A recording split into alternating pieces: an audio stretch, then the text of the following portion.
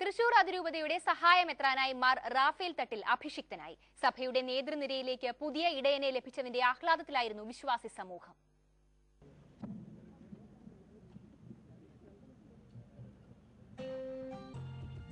തിരുവസ്ത്രങ്ങളണിഞ്ഞ മെത്രാന്മാരുടെ അകമ്പടിയോടെ Mar Raphael Thattil Lourdes cathedral മുറ്റത്തെ അഭിഷിക്ത വേദിയിലേക്ക് എത്തി.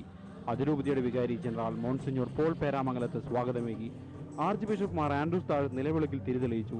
അതിരൂപതയുടെ ചാൻസലർ ഫാദർ റാഫേൽ ആക്കമറ്റൽ നിയമന പത്രിക വായിച്ചു. മാർ റാഫേൽ തട്ടിൽ വിശുദ്ധ തോമസ് ലിഹയുടെ തിരുശേഷിപ്പ് വണങ്ങി മെത്രാഭിഷേകത്തിനായി ഒരുങ്ങി.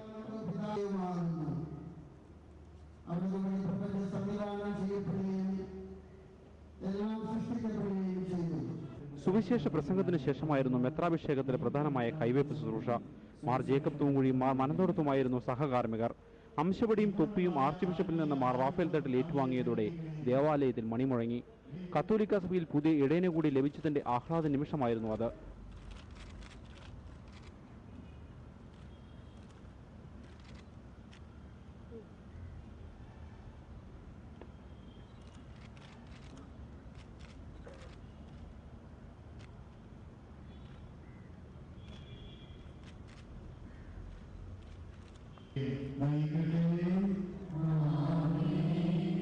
ഭാഗ്യസ്മരണാർത്ഥനായ വിശുദ്ധ പത്താം പീയൂസ് മാർപ്പാപ്പ തൃശൂർ അതിരൂപതയ്ക്ക് സമ്മാനിച്ച അംശപടിയാണ് മാർ റാഫേൽ തട്ടിൽ പിതാവിന് ഇപ്പോൾ നൽകപ്പെട്ടത്. പിന്നെ പുതിയ ഇടയനെ മറ്റ് ബിഷപ്പുമാർ അനുമോദിച്ചു.